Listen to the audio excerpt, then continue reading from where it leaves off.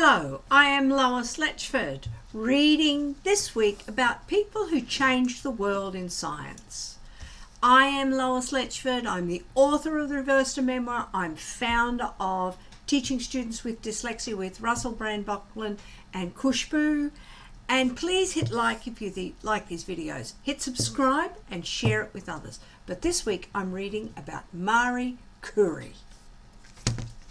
Let's go. Marie Curie. On November 7th, 1867, Maria Samuelina Słowacki was born at 16 Friedrich Street in Warsaw, Poland. Her family nicknamed her Maya, but one day she would be known by another name, Madame Marie Curie, one of the greatest scientists who ever lived. Her mother was the principal of a school for girls, and her father was a maths and physics teacher. One of Maya's earliest memories was of her father's cabinet full of scientific instruments.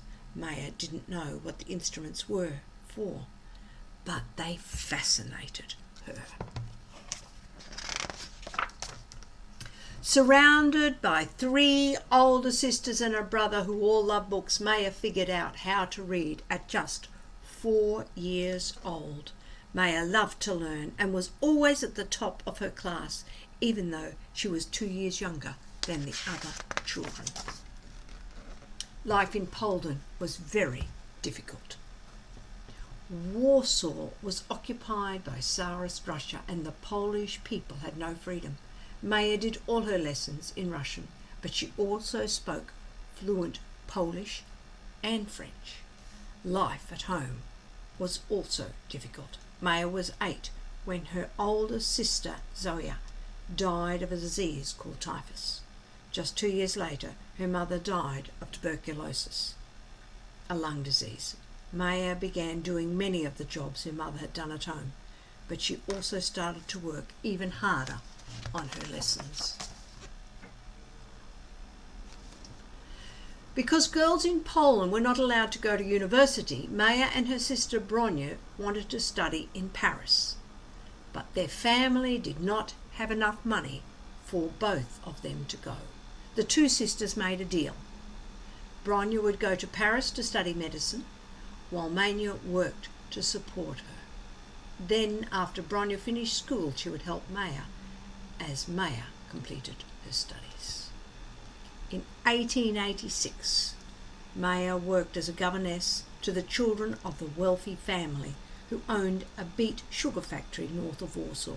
She also taught poor local children to read and write. On her own, Maya did not stop learning. She dreamed of Paris and Sorbonne, a famous university where she could attend formal classes, learn from brilliant professors, and even use a laboratory for her experiments. When Bronya completed her studies in 1890, she kept her promise to Maya. She became engaged to a fellow medical student and invited her younger sister to live with them in Paris, but Maya decided that she preferred to live on her own. She came to Paris from Poland on a train ride that took 40 hours. In November 1891, Maya enrolled at the Sorbonne as Marie Soboldawisky. By the time she had forgotten some of her French, but she didn't have much money. But she was excited. Her dreams were finally coming true. In 1893, she graduated first in her class with an advanced degree in physics and a scholarship for the next year. In 1894, she graduated second in her class with a degree in mathematics.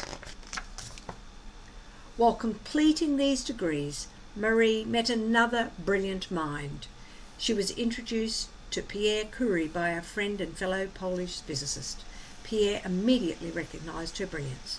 Marie was impressed by his work. Pierre and his brother Jacques had made important discoveries while studying electricity, magnetism, heat and crystals. Together they invented the electrometer, an instrument that measured electricity given off by crystals and other types of matter. Their ideas are used today in mobile phones, quartz watches, and record players. Although Pierre was much older than Marie, they fell in love and were married in 1895. They celebrated by bicycling through the French countryside. When they returned, Marie studied to become a teacher, and Pierre eventually became a professor in Paris. Marie continued to research, run the household, cook and clean, and in 1897 she gave birth to their daughter, Irene. The new mother was busy, but that did not slow her down. Thankfully, Pierre's father came to help with the baby. With a child at home, Marie needed a place to continue her experiments.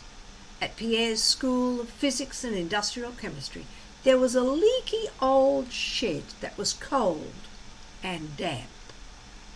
But it was empty, and it was hers. There, Marie decided to study the mysterious energy given off by a metallic element called uranium. She began her research by looking for other things that gave off some invisible rays. She soon found the element thorium did too. Her research was so successful that Pierre left his work to join hers. Marie now knew any solid matter that contained uranium or thorium gave off rays, but nobody knew the cause. Marie decided to find out. She started by looking for something unseen, a new element, unlike any other known to man. A mineral called pitchblende contained both uranium and thorium. So the Curies ordered several tons to test Marie's theory. First, she grounded the rock to powder and then dissolved it in acid over and over again to separate all the different elements that made up the pitchblende. After everything was finally removed, Marie and Pierre found the pitchblende gave off radiation much greater than could be explained by the remaining uranium. Marie and Pierre realized that their discovered not one, but two new elements. They called the first new metal polonium in honor of Marie's hometown, Poland. The second element they called radium. They also created the word radioactive to describe substances that emitted rays or radium. Murray wrote about their findings, and other scientists were doubtful and demanded that the couple prove their results by figuring out the new element's atomic weight. For 4 years, Marie and Pierre worked on this tricky problem. They removed all the known elements from the purified pitchblende until one day the only thing left was a tiny speck in a little glass container. They were not quite sure what to make of it.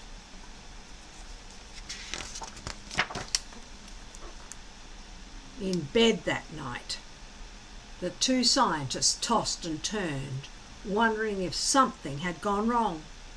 Marie and Pierre decided they couldn't sleep until they had figured it out. They headed back to the lab in the middle of the night. It was pitch black as they stumbled inside, except for one spot. There on the table, glowing in the darkness, was a tiny speck of light from Marie's little glass container. The Curies finally had their pure radium. Although they had managed to isolate only a tiny amount of radium, Marie was able to calculate its atomic weight. They continued working in the old shed, but soon some interesting and painful problems arose. Although radiation from uranium had seemed harmless, radium was much, much stronger. Everything in the shed became radioactive. Marie and Pierre developed blisters and sores on their hands that would not heal for months. If they tried to carry a small tube of radium in their jacket pockets, It would burn their skins right through the glass and fabric. They realised that radium's ability to burn skin might have a surprising use. If it could burn healthy flesh, it might also be able to burn away unhealthy parts that had cancer. Marie and Pierre had stumbled upon one of the greatest contributions to the world of modern medicine. The year 1903 ended with the Curies receiving the most prestigious award of all, the Nobel Prize in Physics. The following year, the Curies had their second daughter, Eve. Pierre accepted a teaching job at Sorbonne. Although Pierre began to feel weak, a hint of the unknown dangers of radium, the hard work and research seemed to be paying off. The growing family was happy. On Thursday, April 19, 1906, everything changed. It was a rainy afternoon when Pierre stepped out of a meeting with fellow professors. Not wanting to get too wet, he decided to run to his next appointment. As he crossed the busy, narrow street, Pierre accidentally stepped into traffic and was struck by a wagon, which killed him instantly. Although Marie was devastated, she refused to let her sadness interfere with her work.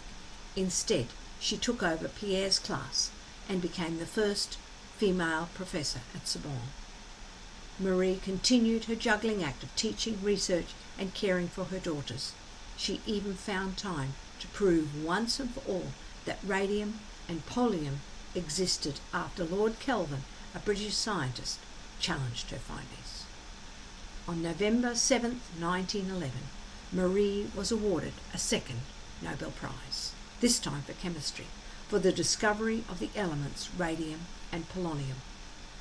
Marie travelled to Stockholm to receive the medal from the King of Sweden himself, making her the first person to win the Nobel Prize twice. I'll stop there for today. Come back tomorrow and listen to part 2 of the story of Marie Curie. Hit like, hit subscribe, and share it with your friends.